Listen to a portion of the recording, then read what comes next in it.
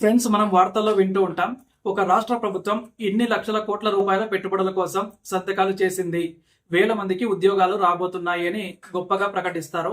కానీ కొన్నేళ్ల తర్వాత చూస్తే అక్కడ ఒక్క ఇటుక కూడా పడి ఉండదు, అసలు ఆ ఊసే వినిపించదు. అప్పుడు మీకొక అనుమానం వస్తుంది, అసలు ఆ రోజు జరిగిన ఆ ఒప్పందాలు ఏమయ్యాయి? అవి నిజమైనవేనా, లేక కేవలం ప్రచారం కోసమేనా అని. అంటే పెట్టుబడుల ప్రపంచంలో వినిపించే అతిపెద్ద పదం ఎంఓయు. ఈ మూడు అక్షరాల వెనుక ఉన్న అసలు రహస్యం ఏంటి? ఇది ఒక గ్యారంటీనా, లేక కేవలం ఒక కాగితం ముక్కేనా? ఈరోజు మనం ఇన్వెస్ట్మెంట్ పాలిటిక్స్ వెనుక ఉన్న ఒక చీకటి కోణం గురించి తెలుసుకుందాం. మనం తరచుగా వార్తల్లో చూస్తూ ఉంటాం, ఒక ముఖ్యమంత్రి విదేశాలకు వెళ్ళినప్పుడు లేదా ఒక గ్లోబల్ ఇన్వెస్ట్మెంట్ సమ్మిట్ జరిగినప్పుడు ఒక కంపెనీ ప్రతినిధితో ఫోటో దిగి ఒక ఫైల్ పట్టుకొని ఉంటారు. దానినే మెమోరాండమ్ ఆఫ్ అండర్స్టాండింగ్ లేదా ఎంఓయు అంటారు.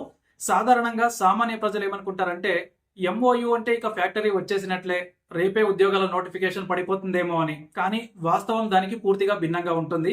ఎంఓయు అనేది ఒక పెళ్లి లాంటిది కాదు, అది కేవలం ఒక నిశ్చితార్థం లాంటిది మాత్రమే. ఇంకా చెప్పాలంటే ఒకరి గురించి ఒకరు తెలుసుకోవడానికి చేసుకునేటువంటి ఒక ప్రాథమిక ఒప్పందం అన్నమాట. ఒక ఎంఓయులో అసలు ఏముంటుంది? ఇందులో రెండు వైపులా కూడా ఆకాంక్షలు ఉంటాయి. అంటే ఒక కంపెనీ తన దగ్గర ఇంత సాంకేతికత ఉందని, తాము ఇంత పెట్టుబడి పెట్టాలనుకుంటున్నామని చెప్తుంది.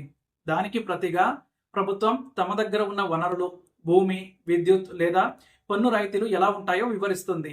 ఇక్కడ అత్యంత కీలకమైన విషయం ఏంటంటే, ప్రపంచవ్యాప్తంగా జరిగే 90% ఎంఓయూలు లీగలీ బైండింగ్ కావు.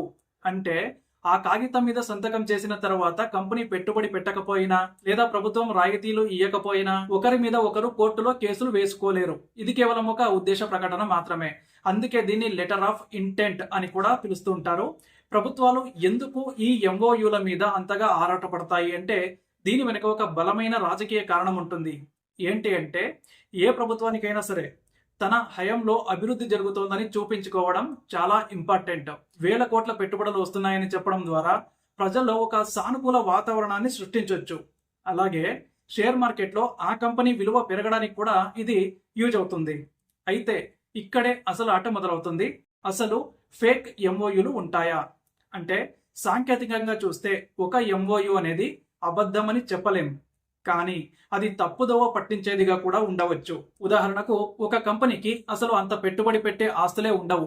కేవలం కాగితాల మీద మాత్రమే ఉన్న కంపెనీలు కొన్ని వందల కోట్లు పెడతామని ముందుకొస్తాయి. ప్రభుత్వం కూడా వాటి నేపథ్యాన్ని సరిగ్గా పరిశీలించకుండా కేవలం సంఖ్యల కోసం సంతకాలు చేసేస్తుంది. మరికొన్ని సందర్భాల్లో ఒకే ప్రాజెక్టుకు సంబంధించి వేర్వేరు దశల్లో 4-5 సార్లు ఎంఓయూలు చేసుకుంటారు. ప్రతిసారి అది కొత్త పెట్టుబడి లాగా ప్రజలకు కనిపిస్తూ ఉంటుంది.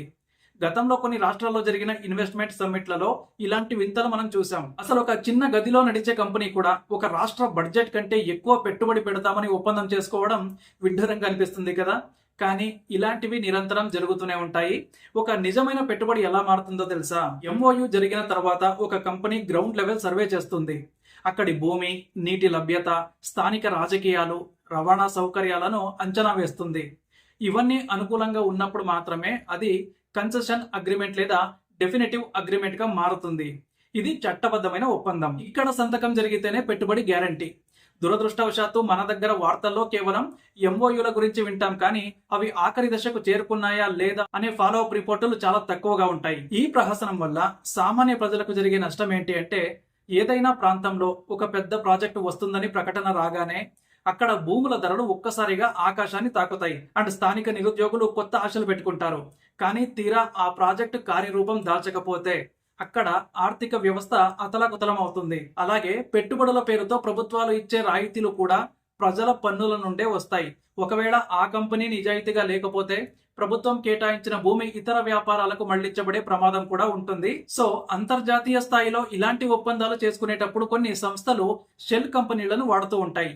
ఈ కంపెనీలకు సొంతంగా ఏమీ ఉండదు, కేవలం మనీ లాండరింగ్ లేదా బినామీ ఆస్తుల బదలాయింపు కోసం వీటిని వాడుతూ ఉంటారు. ఒక రాష్ట్ర ప్రభుత్వం ఇలాంటి కంపెనీలతో ఎంఓయు చేసుకున్నప్పుడు అది ఆ రాష్ట్ర ప్రతిష్టను అంతర్జాతీయ స్థాయిలో దెబ్బతీస్తుంది. ఆ కంపెనీ క్రెడిబిలిటీని తనిఖీ చేయడం, ఇప్పటి పరిస్థితుల్లో డేటా అనేది ఒక ఆయుధం. సోషల్ మీడియా యుగంలో ఏది నిజం ఏది అబద్ధం అని తెలుసుకోవడం చాలా ఈజీ. కానీ పెట్టుబడుల విషయంలో మాత్రం ఒక రకమైన గోప్యత పాటిస్తూ ఉంటారు. కాన్ఫిడెన్షియాలిటీ క్లాస్ పేరుతో అసలు ఒప్పందంలో ఏముందో ప్రజలకు తెలియకుండా జాగ్రత్త పడతారో, నిజంగా ఆ ప్రాజెక్టు వల్ల ఎన్ని ఉద్యోగాలు వస్తాయి, పర్యావరణానికి ఎంత నష్టం జరుగుతుంది అనే విషయాలను దాచిపెట్టి కేవలం పెట్టుబడి సంఖ్యను మాత్రమే హైలైట్ చేస్తారు. మన చుట్టూ జరుగుతున్న ఈ పరిణామాలను గమనిస్తే ఒక విషయం స్పష్టమవుతుంది. అభివృద్ధి అనేది కేవలం కాగితాల మీద సంతకాలతో రాదు. ఒక పరిశ్రమ స్థాపించాలంటే దానికి అవసరమైనటువంటి మౌలిక సదుపాయాలు ఉండాలి, స్థిరమైన ప్రభుత్వ విధానాలు ఉండాలి. పదే పదే ఎంఓయూలు మార్చుకుంటూ పోతే అది కేవలం రాజకీయ ప్రయోజనం కోసమే తప్ప ప్రజల కోసం కాదు. నిజమైన పెట్టుబడిదారుడు ప్రచారానికి దూరంగా ఉండి క్షేత్రస్థాయిలో పని మొదలు పెడతాడు. చివరగా అభివృద్ధి అనేది అంకెల్లో ఉండకూడదు, అది ప్రజల జీవన ప్రమాణాల్లో కనిపించాలి. ఒక విదేశీ పర్యటన తర్వాత వచ్చే ఫోటోల కంటే ఒక నిరుద్యోగి చేతికి అందే ఆఫర్ లెటర్కే ఎక్కువ విలువ ఉంటుంది. ఈ విశ్లేషణ మీకు నచ్చితే ఈ విషయాన్ని మీ ఫ్రెండ్స్ తో షేర్ చేయండి. ఈ వ్యవస్థలో పారదర్శకత రావాలంటే ప్రజల్లో అవగాహన పెరగడం ఒక్కటే మార్గం. ఇలాంటి మరిన్ని లోతైన రాజకీయ అలాగే ఆర్థిక విశ్లేషణల కోసం మన ఛానల్ ను ఫాలో అవ్వండి. మీ అభిప్రాయాలను కింద కామెంట్లలో తెలియజేయండి. మళ్ళీ మరొక వీడియోలో కలుద్దాం. జై హింద్.